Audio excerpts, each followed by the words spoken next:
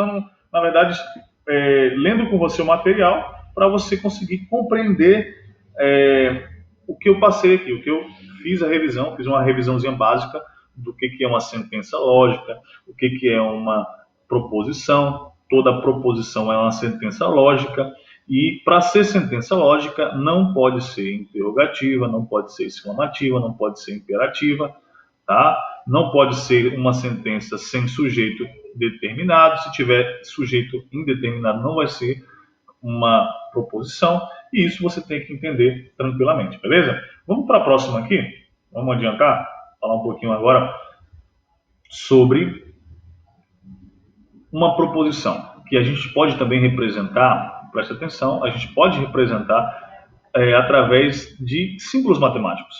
Veja aí, ó, o exemplo 1. X mais 4 é igual a 5. Esse é o exemplo aqui, ó. Você sabe qual é o valor de x? Ah, professor, o valor de x tem que ser 1. Tem que ser 1, mas você sabe se é 1? Não, eu não sei se é 1. X aqui, ó, pessoal, Ariane e os demais que vão assistir depois. X é uma incógnita. X eu não tenho o valor de x. Logo, essa sentença ela é aberta, porque você não sabe qual é o valor de x. Você não sabe se é verdadeiro ou falso. Beleza?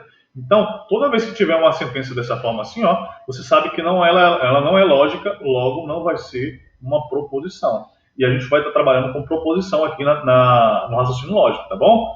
A gente sempre está trabalhando com proposições no raciocínio lógico. Isso não é uma proposição, por quê? Porque eu não sei se ele é verdade ou falso. Eu não sei qual é o valor de x. Então, a gente vai pular para o número 2 aqui para você ver se você consegue entender. O país fica na América. Aí eu pergunto para você, que país é esse? O país fica na América. Qual é o país? Você sabe que país é esse? Não. Esse tem sujeito aí? Não, está indeterminado. Então, a gente não tem uma proposição. Beleza, Ari? Eu acho que você entendeu, né? Toda vez que não tiver sujeito, eu coloquei várias aí, né? Botei dois exemplos sobre sujeitos indeterminados. E aí eu tenho certeza agora que você nunca mais vai errar quando perguntar sobre sujeitos aí e não tiver determinação, você sabe que não vai ter proposição.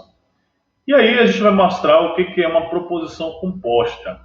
Proposição composta, como fala, composta, porque possui duas ou mais proposições.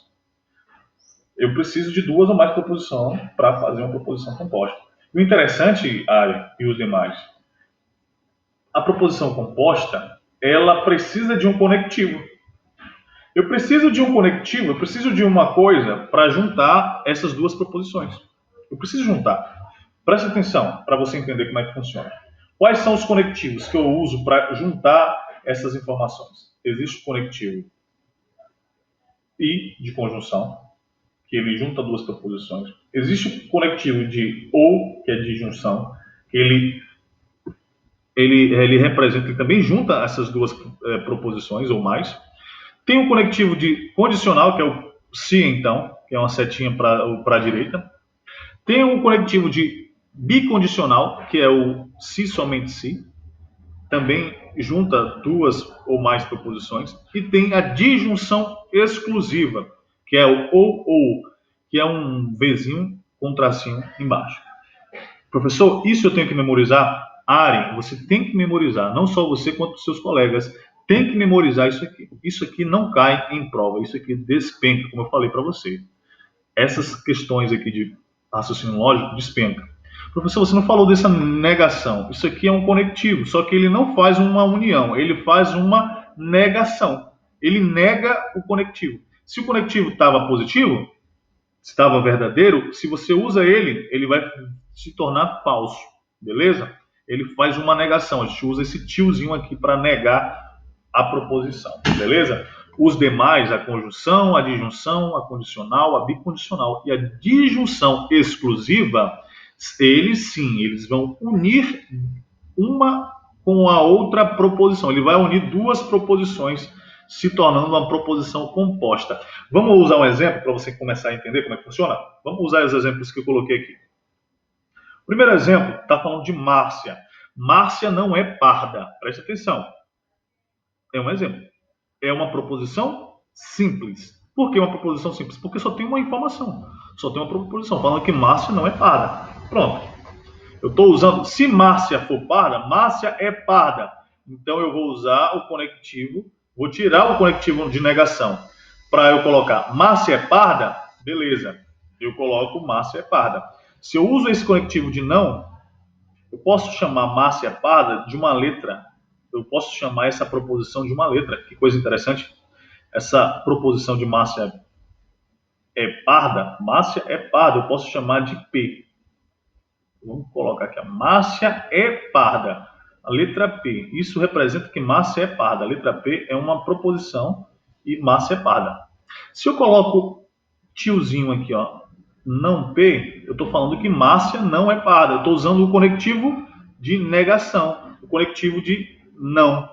Então, a gente vai usar esse conectivo para negar a proposição, beleza? Vamos usar o segundo exemplo? O segundo exemplo fala do Brasil. O Brasil é um país, verdade, ó, tá certinho. Isso aqui é uma proposição verdadeira. Pronto, é uma proposição.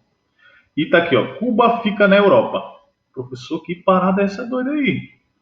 Cuba não fica na Europa, não. Cuba fica na América Central. Verdade, só que o que acontece?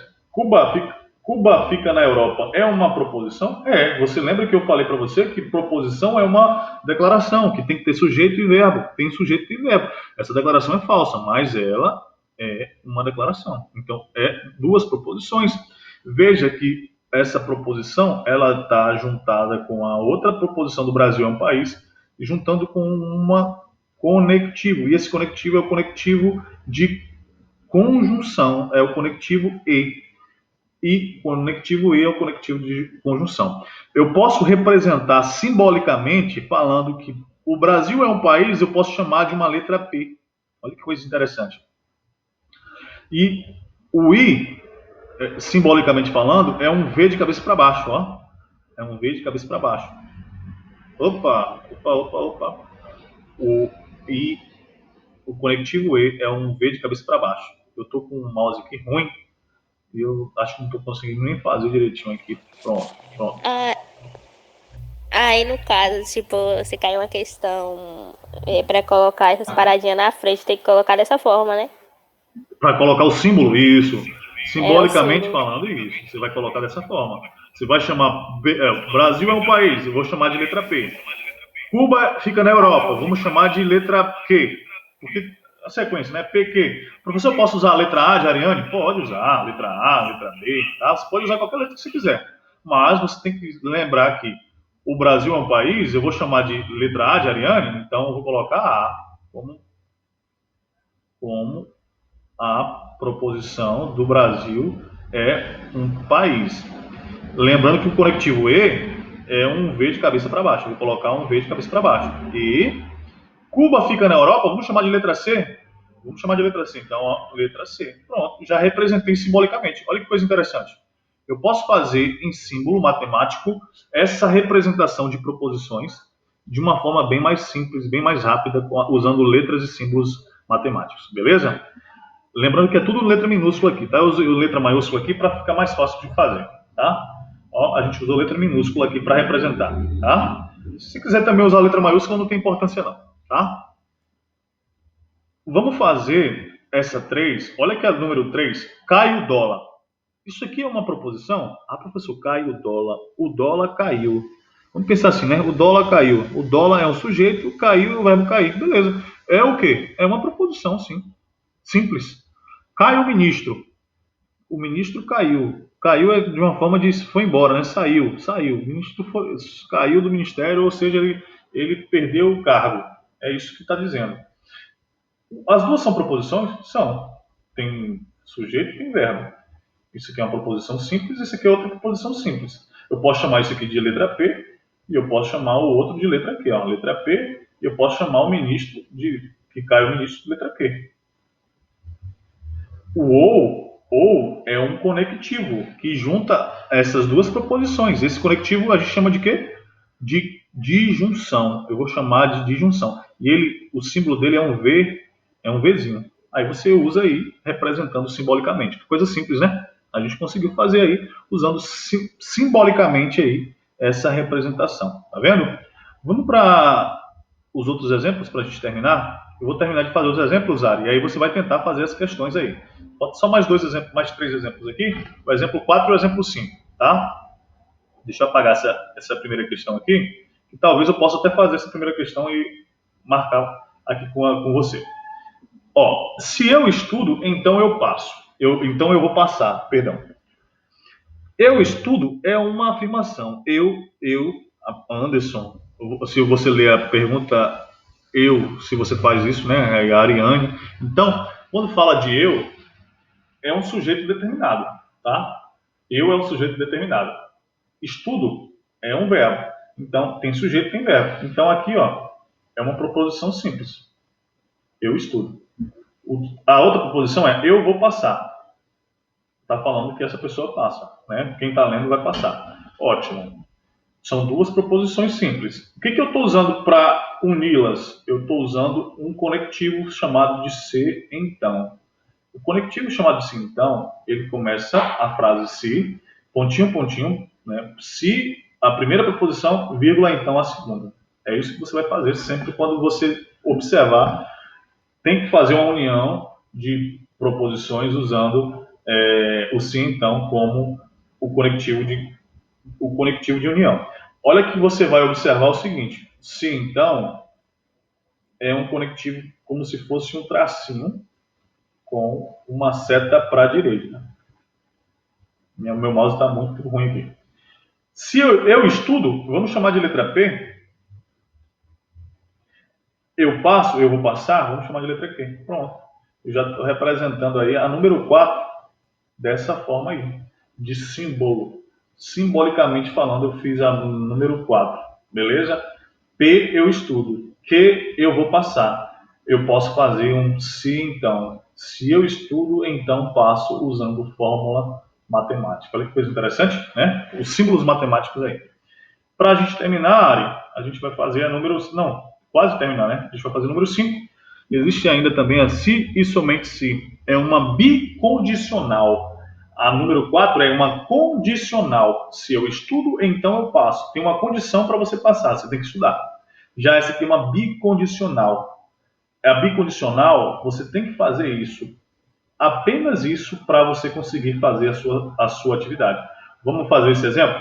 Bom, passarei no concurso. Quem passará? Ele, né? Ele passará no concurso. Passarei. Eu passarei no concurso. Isso aqui é um sujeito oculto, mas você sabe qual é esse sujeito oculto? Eu passarei no concurso. Beleza. Letra P. Vamos chamar de P. Eu passarei no concurso. Estudei muito. Quem estudou muito? Eu. Tá um sujeito oculto, mas eu sei que é um sujeito que eu identifico. Então, vamos chamar de estudei muito de letra Q.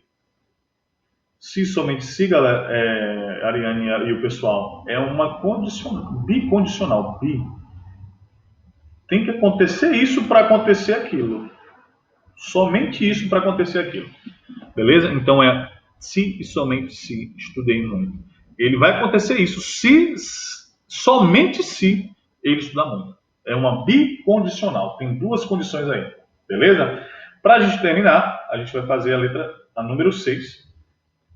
Ou cai o dólar ou cai o ministro. Olha que interessante aí. Cair o dólar é a mesma coisa que eu coloquei naquela hora, né? É uma proposição simples, vou chamar de letra P. Cai o ministro é uma outra proposição, vou chamar de letra Q. O ou é uma disjunção exclusiva. Para acontecer isso, tem que acontecer uma coisa ou outra. Ou vai cair uma coisa ou vai cair outra.